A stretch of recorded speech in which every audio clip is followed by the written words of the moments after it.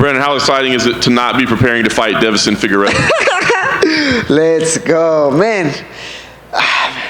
I always answer the same, man. I mean, I feel very grateful with Deiveson for what we did in the UFC, in the MMA, for our careers, for the history of the sport. But, I mean, of course, I feel happy at the same time, to fight with another guy, I felt this kind of fresh air when I fought against Kaikar France in Dallas, and this one is the same. I feel very cool. Pantoja was here earlier. He had a lot of respect for you. But I know he was kind of like right in front of your face saying, let's fight, let's get this going. Did that make it kind of personal for you at all? Nah, man. I mean, sorry if I'm not this guy who loves to talk shit in social media or try to make some drama. But at the end, that works for me, man. The people love what I'm doing because it's real, it's natural. So I don't have nothing personal against Alexandre Pantoja. For sure, this competitive part of myself, knowing he beat me twice in the past, give me a different flavor, for sure. But at the same time, I'm just thinking about the opportunity, man. The opportunity to, hey, if you beat Alexandre Pantoja in the T-Mobile Arena, International Fight Week, man, your legacy, man, your legacy. So I'm just like very focused in that last goal to win my next fight, my second first title defense. It is interesting, right, the history between you two, that he has beaten you twice. I mean, how much does that impact this? Like, is there like a mental thing there when you get in there or something, about the technique? I mean, how much do those two last fights affect this fight? I mean, I don't know how he's managing this new fight against me, because I've been like watching like a stalker all his interviews and everything, and I can see it, and he say no, but I can feel like he's motivated. Like, hey, I know I beat him, I can do it again. He has this that kind of sensation. I can see it in his face and how he in his body language. For me, it's just that competitive part. Like, man, he beat you, but you need to know you are so different. And I don't like to talk too much about like, oh, I'm a different fighter and whatever, because I don't even need to talk about it. The people can say it. I mean, a lot of fighters say like, oh, I'm a different fighter, I changed too much. But then you watch their fights and it's kind of the same, But my situation, I always put this example, like, it's very similar, for example, with Charles Oliveira. Like, when he came to the UFC, he was a kind of, a good fighter, winning some fights, losing some fights, then getting some bonuses, then loses again. But then he started to win and win and win, and everybody was like, what happened with this guy? Why he's just winning? And then he got the title. He lost against Makhachev, but then he got this amazing victory against Beneil Dariush. So I think it's very hard to find example like that, and I feel I'm that kind of example. I just changed. I'm just different. Talking about the technical part, talking about the mental part, and that's it, man. I just want to show that to the world this Saturday. I don't want to talk too much about it, but man, I'm ready. I'm ready to shine this Saturday. Last thing for me, you had this long chapter with Deiveson Figueiredo, and then you mentioned this one kind of for your legacy to get the. Are there other fights that you see on the horizon for yourself that you need for your legacy or you want for your legacy? Yeah, I mean, man, I'm focusing in Pantoja right now. I know I can start to talk and say like, hey, I want to fight with this, with this, with this. But man, I can't disrespect Pantoja right now. And actually, I don't want to say any name right now. I want to be very focused in Pantoja because I know he's motivated, he won my head, and he won my belt. And man, this one is mine. Not this one, but you understand. Brandon, right here. You mentioned, this is the first defense of the second reign. What do you want this one to be different compared to your first time, like both mentally and just how you're trying to perceive yourself as a champion? Yes, I mean, I was talking about this before. I remember my first title defense in Anaheim. Everything changed, talking about I mean, my media obligations, all the cameras, the interviews, man, that can be very stressful at the end.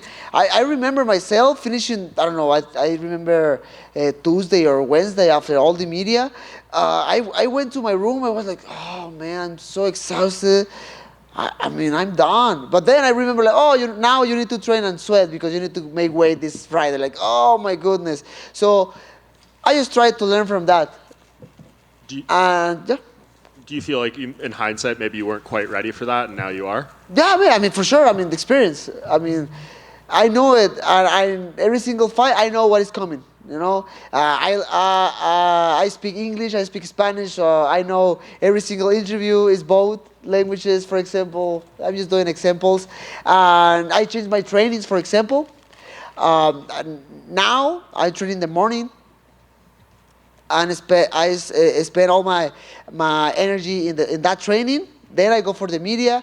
And but at the end, if I'm tired, like, I mean, if I do a bad interview. And the last fight, I know the transition between camps, you went to Fortis, and it was a little bit chaotic, but now you've had, the full proper camp with Safe and everything. Can you just talk about how that relationship is growing and what it's been like to train there? Man, Safe and we made a huge connection almost immediately. So last year, 2022, came with a lot of drama.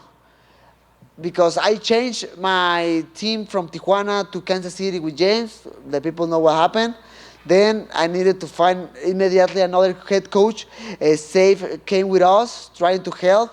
And we make that connection immediately, and that works because when we start to work together, we had just like 4 weeks to prepare for Deiveson Figueiredo in Rio. So, man, we did an amazing time in a short period of time. For this new training camp, I went to Dallas, I went to Fortis MMA, I meet all the guys, everybody were very nice with me, and man, the training camp was insane, was very hard. But I love that because at the same time, we keep this balance between a crazy hard training camp and taking care of my body, getting that recovery you needed at the end of the week. So, man, I'm just excited. I'm just ready to fight. I'm dying right now. I need food. I need some pics or whatever. But just give me that, and after that, just kicking asses sometime this Saturday. Brent, over here. If I had told you when you lost to Alexandre the first time and the Ultimate Fighter that you'd be fighting a third time, but for the UFC title, like years later, what would you have said then? I don't know. Maybe yes, because I was very young. He was having a good moment, and in my mind, when I lost against him, yes. For example, maybe. I'm trying to remember. Maybe the first month was very hard. Like, oh, I don't know. You have these negative thoughts in your mind, like. I don't know if this is for me. I don't know if I want to keep going, blah, blah, blah. You wake up in the morning and you need to go and train. And you're like, I don't know. I'm not sure if I want to go to train today, But in the moment when I pass all those negative thoughts, I was focused on just keep going. Like, I need to keep going. I need to keep fighting, not just for me. For my wife, for my daughters, for my teammates, for all the people who believe in me. And I don't know, man. If you told me that in that moment, like, yeah, let's go. Yes, for sure. Just give me a new opportunity. Is any part of you jealous about Yair's custom belt that he's been carrying around? Oh man, it's beautiful. Actually, the belt is so beautiful. I don't know if you had the opportunity yet to watch the belt right here because he bring the belt with him. But it's beautiful. It's very nice. Not jealous, but it's just very nice. And then last one for me, Saturday is going to be Robbie Lawler's last fight, and then he's going to retire. I'm curious if you have any favorite memories or favorite fights from his career. Of Robbie?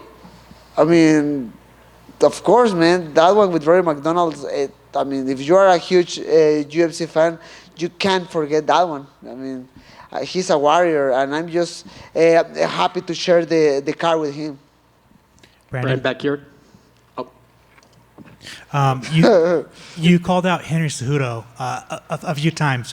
What about that fight excites you? Is it because you used to be close and now you're not? Is it just because you want to go chase greatness? Like, what about that fight excites you?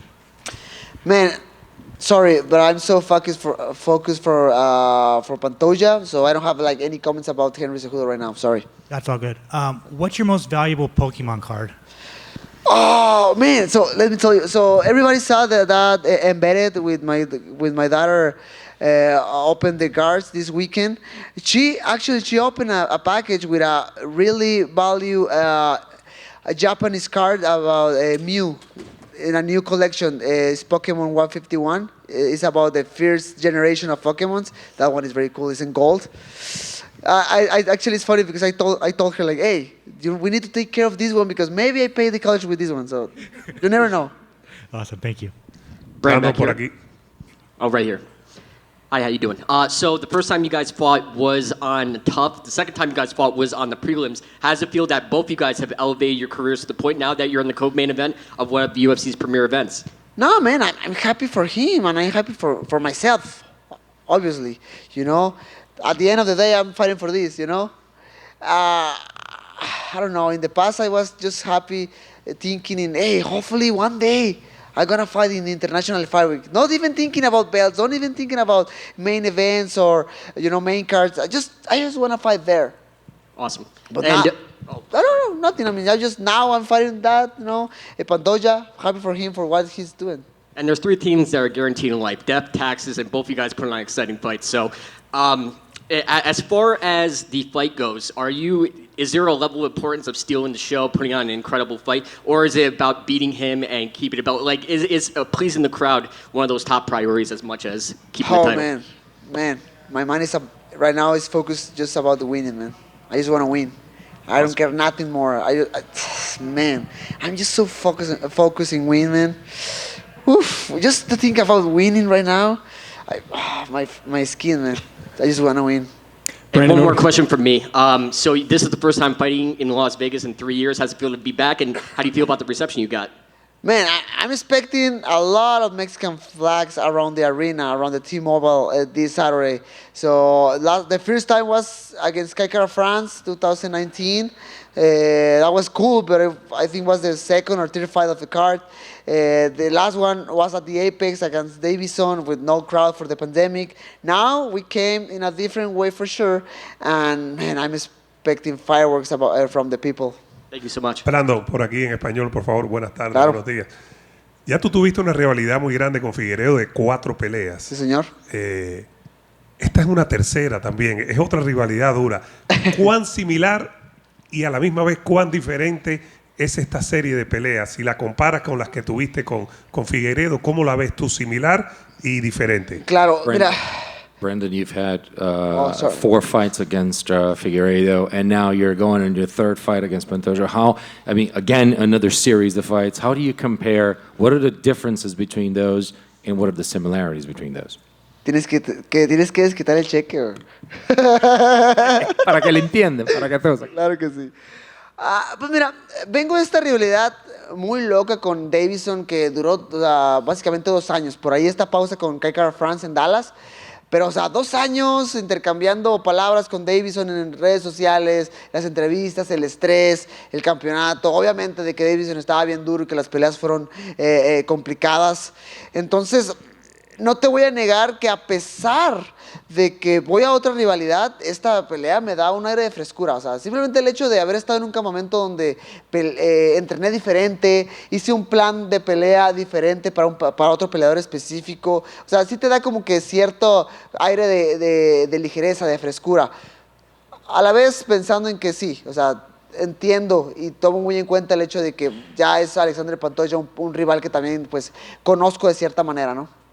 I've had a rivalry of basically 2 years of Deiveson Figueiredo, not just the fights, but also exchanging words on social media. Really, it took its all, except for the break against Kaikara France. It was pretty much it all the time.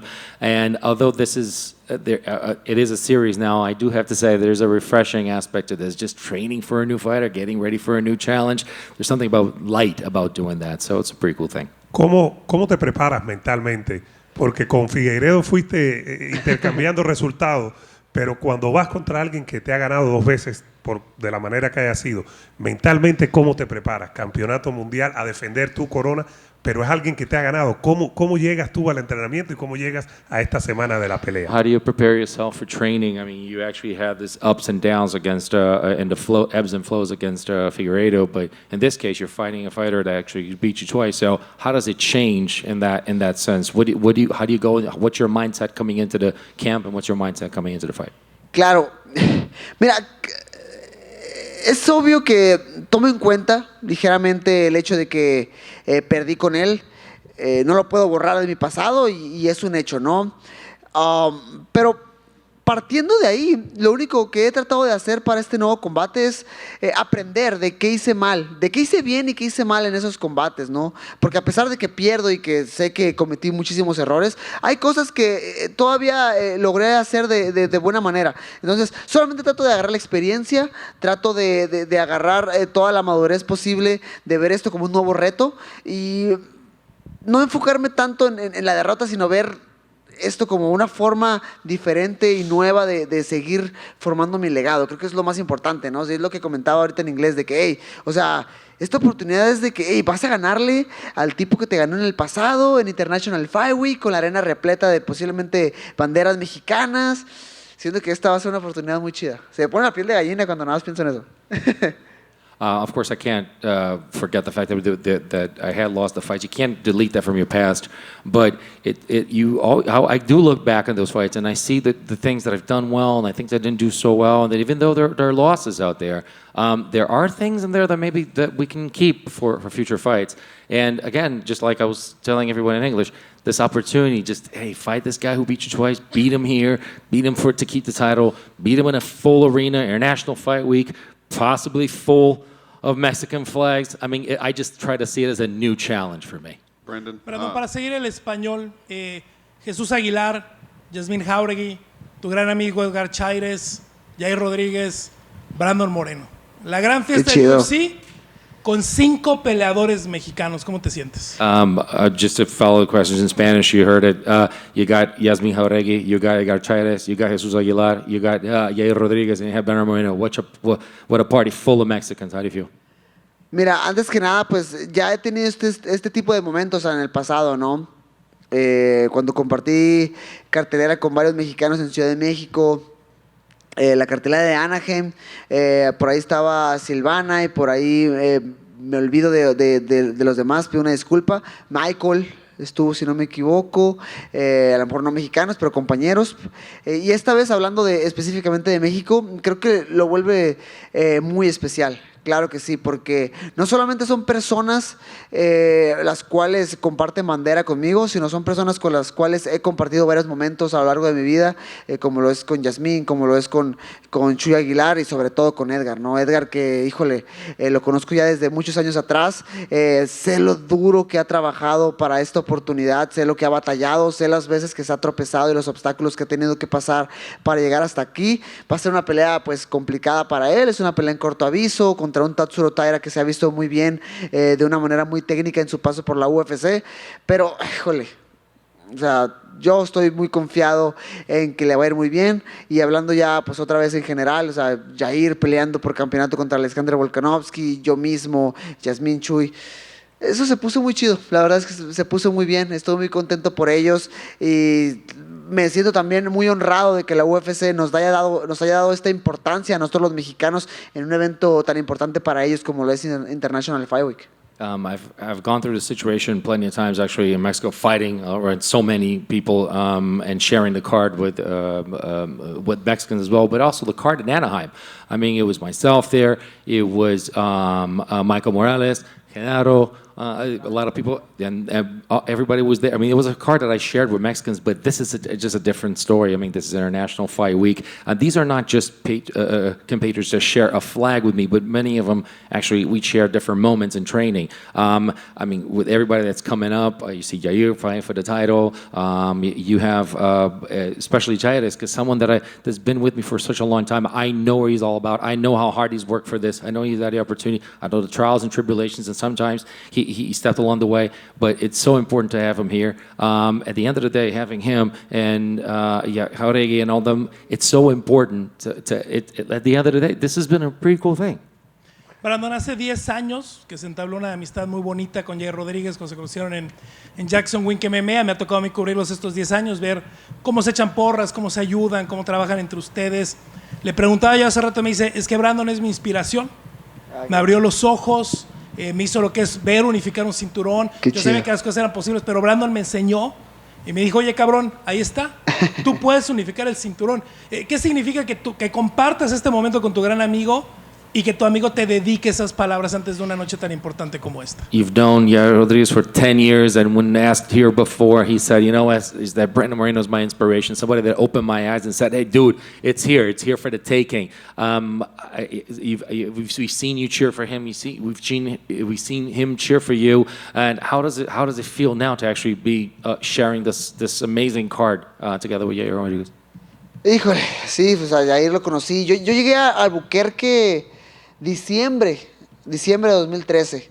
Y ahí nos conocimos, empezamos a entrenar juntos. Después él pues, se va de Ultimate Fighter, yo me regreso a mi casita y luego ya empiezo a pelear en Arizona. Pues, okay.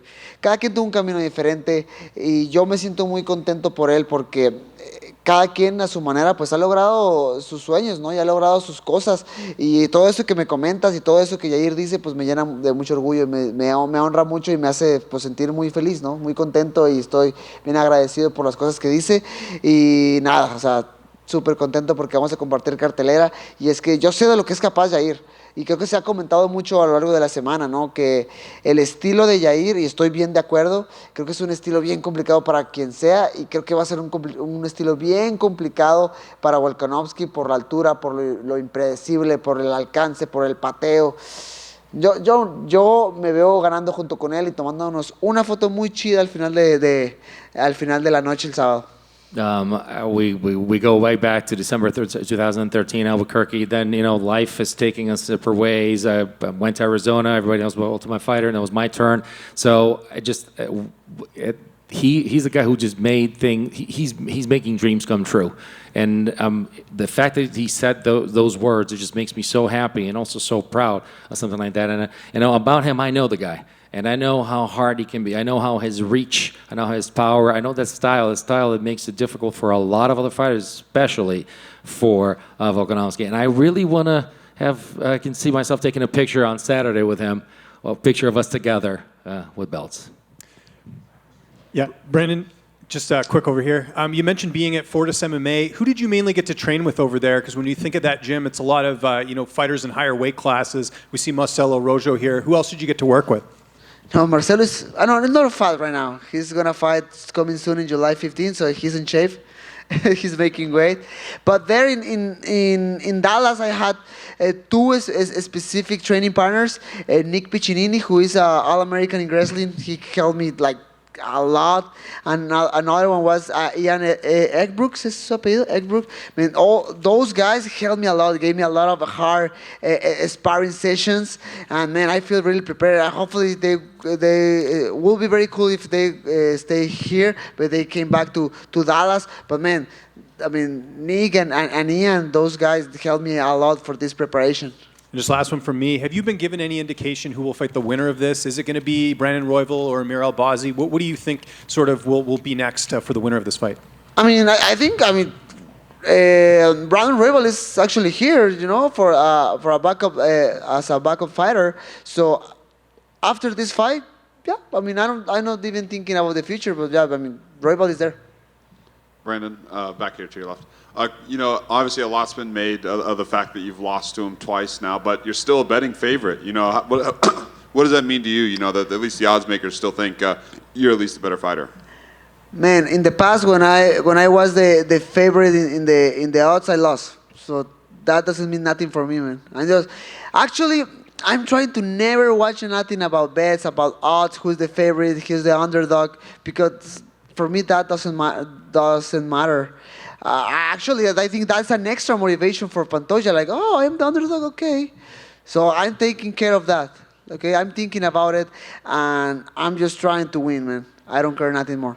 Perfect. And last question. It's not the exact same situation by any means, but obviously back in, I believe, April, we saw Israel Adesanya, beat someone who had beaten him multiple times, and the eruption from the athlete itself in the arena was pretty crazy. Do you see that same situation playing out for you if you win on Saturday night? Man, I mean, in the past, Pantoja, obviously, before to Alexandre lost against Alex lost against Adesanya, but Pantoja say, "Oh, I'm his Poitin." Like, maybe yes, maybe he is. We did it, guys. Let's go. Okay. Let's do it.